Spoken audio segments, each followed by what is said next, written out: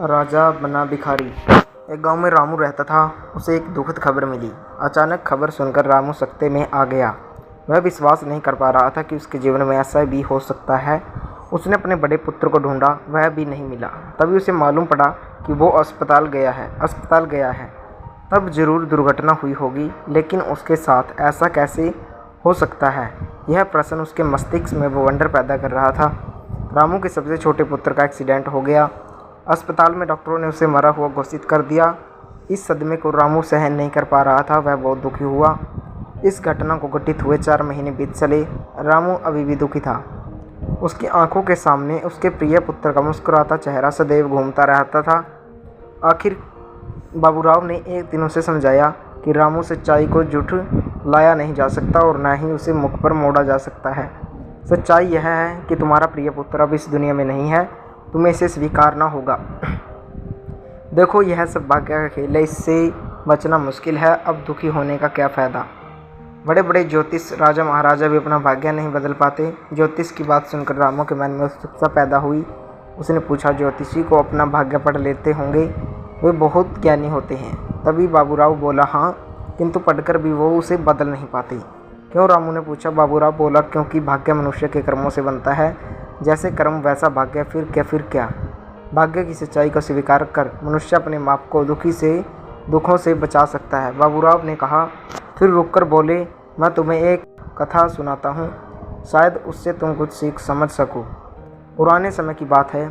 एक राजा के राज्य एक विद्वान पंडित था। उसने अंकों की एक तालिका मोटे कपड़े पर बना रखी थी। वह उसे बिछाकर दोनों हाथों में कुछ कौड़ियाँ ले उस पर उन्हें फेंकता। कौड़ियाँ जिस अंक पर जाकर गिरती, उसमें वह कुछ जमा घटा करता और लोगों की भविष्यवाणियाँ करता। उसकी भविष्यवाणी हमेशा सच निकलती थी। यह लोगों का अनुभव था। जब भी वह कोई भविष्यवाणी करता था, वह हमेशा सही साबित होती थी। पंडित सरल स्वभाव के व्यक्ति थे। वे सभी जाति के लोगों से समान व्यवहार कर उनका भविष्य बताते थे। लेकिन भविष्य की जानकारी देने से पहले वह स्पष्ट रूप से कहते थे कि मैं ईश्वर का अवतार नहीं हूँ, मैं मात्र गणित के आधार पर आपको भविष्य सुनाता हूँ। अतः उस पर संपूर्ण रूप से विश्वास न करके आप अपने कर्मों में विश्वास रखें। भाग्य में जो है वो है, फिर उस पर कैसी चिंता, कैसा सुख। पंडित जी की साफ सुथरी यह सच्चाई लोगों को प्रभावित करती। पंडित जी की यही भविष्यवाणी और इन बातों ने उन्हें सफलता के शिखर पर पहुंचा दिया था। वे बहुत बड़े ज्योतिष बन चुके थे। उस राज्य के राजा ने पंडित जी की भविष्यवाणी की सच्चाई सुनी। उसने उन्हें अपने दरबार में जाकर राज्य ज्योतिषी का पद देकर सम्मानित किया। राजा उनसे संकट की घड़ियों में सलाह लेता था। इससे वह बाहरी हमलों से सतर्क रहता था। एक दिन पंडित जी सवेरे सवेरे पूजा करके बाहर जाने की तैयारी कर रहे थे कि गांव का चमार उनके जूते लेकर आया।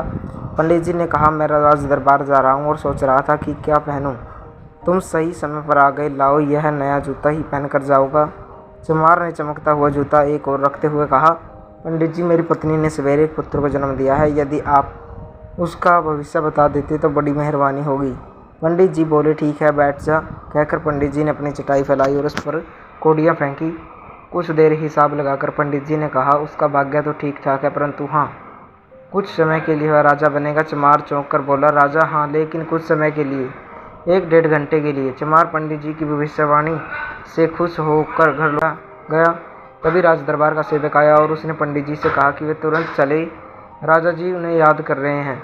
तो वो बोले, चलो मैं आता हूँ। पंडित जी राज दरबार पहुँचे और राजा से अभिवादन कर बोले, मैं आ ही रहा था कि आपका सेवक भी आ गया। कहिए, क्या समाचार है? महाराज, राजा ने कहा, रानी ने आज सुबह एक सुंदर से राजकुमार को जन्म दिया है। कृपया उसका भविष्य देखकर बताइए। पंडित जी ने अपनी चटाई फैलाई, कौड़ियाँ फेंकी और कुछ हिसाब किताब लगाकर कहा, भाग्यशाली पुत्र है, सभी गुण उत्तम है, लेकिन उसके भाग्य में कुछ समय के लिए भिक्षा मांगना लिखा है। राजा गुस्से में बोले, यह कैसे हो सकता है पंडित जी? अपना गुणा भाग दोबारा करके देखिए, कुछ गलती हो गई होगी।